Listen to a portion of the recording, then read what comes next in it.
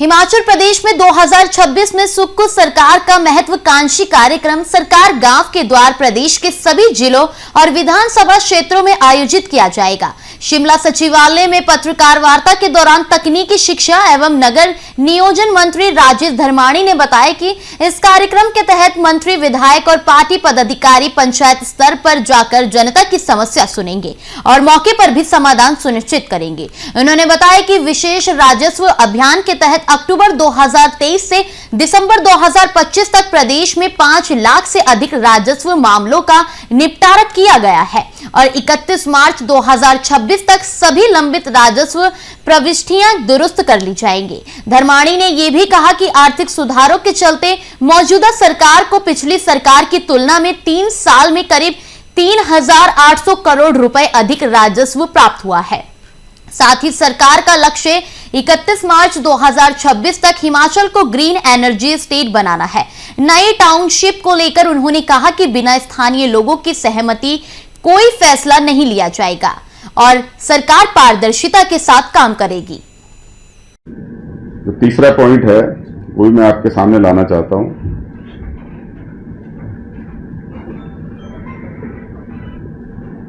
कुल मिला के जो हमारा रिसोर्स मोबिलाइजेशन का रिसोर्स बढ़ाने के लिए जो कदम उठाए हैं उसकी वजह से सकारात्मक परिणाम उसमें देखने को मिले हैं और 1 अप्रैल 2023 से लेकर 30 सितंबर 2025 तक 26,683 करोड़ रुपए का राजस्व जो है कुल प्राप्त हुआ और पूर्व की सरकार के इसी कार्यकाल की अगर हम उसकी तुलना करें तो 3,800 करोड़ रुपए जो है अधिक राजस्व हमें इससे प्राप्त हुआ है। 1 अप्रैल 2023 से 30 सितंबर 2025 तक 26,683 करोड़ रुपए का कुल राजस्व प्राप्त हुआ, जो पूर्व सरकार के कार्यकाल से अगर इसकी तुलना की जाए तो ये 3,800 करोड़ रुपए अधिक बनता है।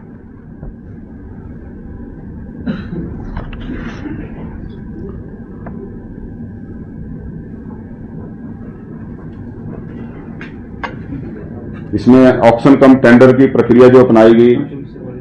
इसमें इसी की वजह से 5,408 करोड़ रुपए की राजस्व प्राप्तियां हुई और 2023-24 में जो हमारी स्टेट एक्साइज ड्यूटी और वैट में ही 867 करोड़ रुपए की वृद्धि जो है उसमें दर्ज की गई थी। हमारा जो रेवेन्यू इसका एक्साइज डिपार्टमेंट है, इसके भी 2 विंग जो है अलग से बनाए गए, जिसमें जीएसटी का अलग से किया गया और एक्साइज का अलग से विंग जो है वो बनाए गए।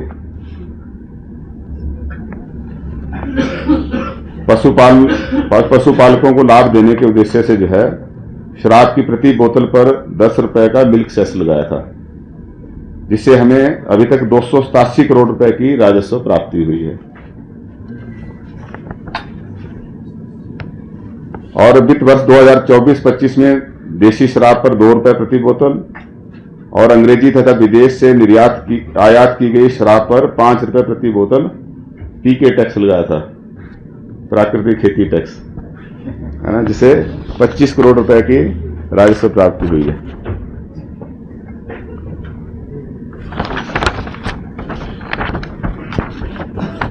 जो रेवेन्यू डिपार्टमेंट है, इसमें भी जैसे हमारा 118 में से जो परमिशन मिलती थी उसमें काफी कोई अलग से स्टेट को कोई बेनिफिट नहीं होता था, हमने उसको भी स्ट्रीमलाइन किया है और अब 118 में जितने भी केसेस होते हैं उसमें 12% जो है वो स्टैंप ड्यूटी देनी होती है और 2% जो है रजिस्ट्रेशन फीस इसमें लगती है, जबकि जो हिमाचली है उनको सिर्फ जो है 6% जो है महिलाओं को और 8% पुरुषों के लिए जो है वो स्टैंप ड्यूटी लगती है। और आप जानते हैं कि जैसे वाइल्ड फ्लावर हाल का केस था, उसमें हमें 300 करोड़ की जो है पैसा मिला और 2.25 करोड़ रुपए जो हर महीने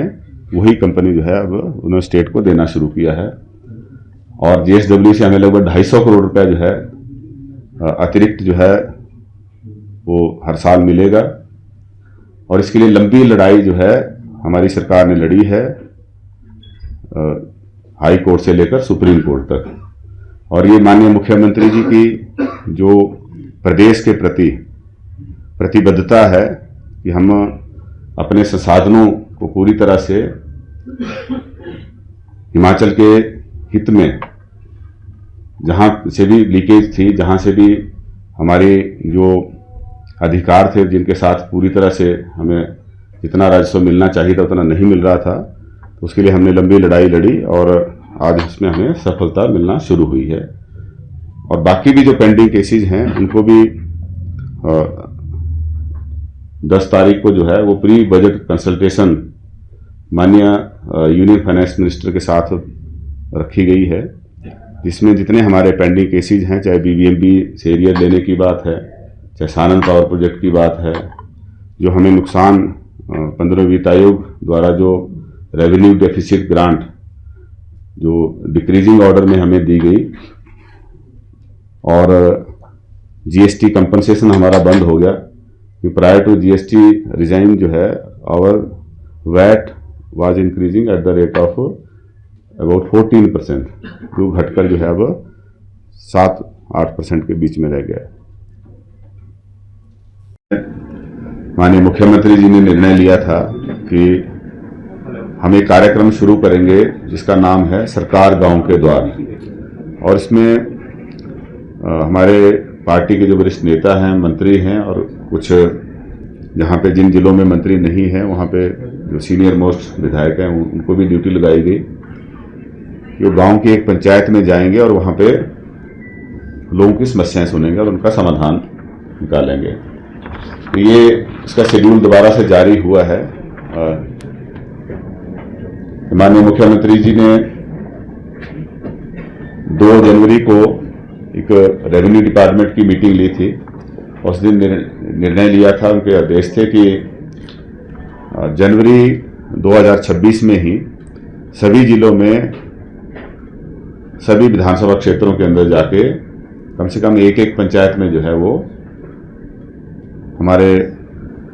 जो सहयोगी हैं सरकार में, वो सरकार गांव के द्वार जो है कार्यक्रम में हिस्सा लेंगे। इसमें चंबा जिले के लिए जो है हमारे माननीय अध्यक्ष श्री कुलदीप सिंह पठानिया जी को उनकी ड्यूटी लगाई है।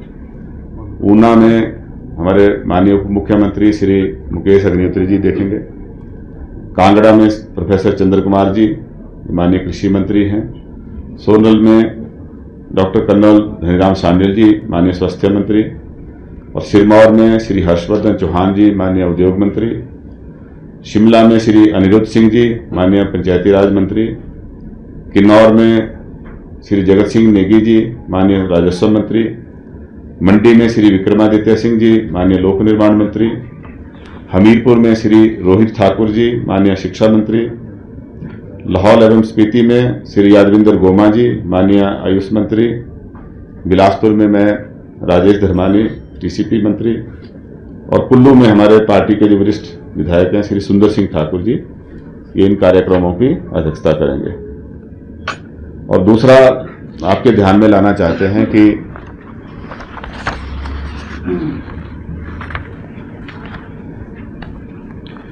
अक्टूबर 2023 में एक अभियान शुरू किया था, जिसकी वजह से जो हमारे राजस्व संबंधी मामले हैं उनको समय पर निपटाने के लिए जो है एक स्पेशल कैंपेन स्टार्ट की थी। क्योंकि आप जानते हैं कि बहुत सारे जो रेवेन्यू रिलेटेड केसेस हैं वो सिविल कोर्ट से लेकर हाई कोर्ट सुप्रीम कोर्ट तक जो हैं वो चले हैं, और कई जगह ऐसा भी देखने को मिला है कि लैंड रिलेटेड इश्यूज की वजह से ही जो है वो कई बार क्रिमिनल केसेस भी ओरिजिनेट होते हैं। तो इन सारी समस्याओं को सुलझाने के लिए जो है एक विशेष कैंपेन हमारी सरकार ने चलाई थी, और अक्टूबर 2023 से लेकर 31 दिसंबर 2025 तक कुल 5,10,257 राजस्व मामले थे, उनका निपटारा किया गया।